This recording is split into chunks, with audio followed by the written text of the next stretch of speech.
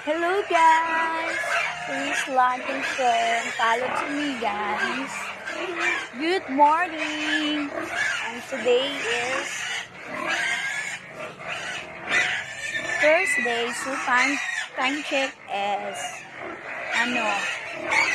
naglilinis po tayo sa ating mga babuyan. Because cleanliness is very good to us para sa ating kapaligiran.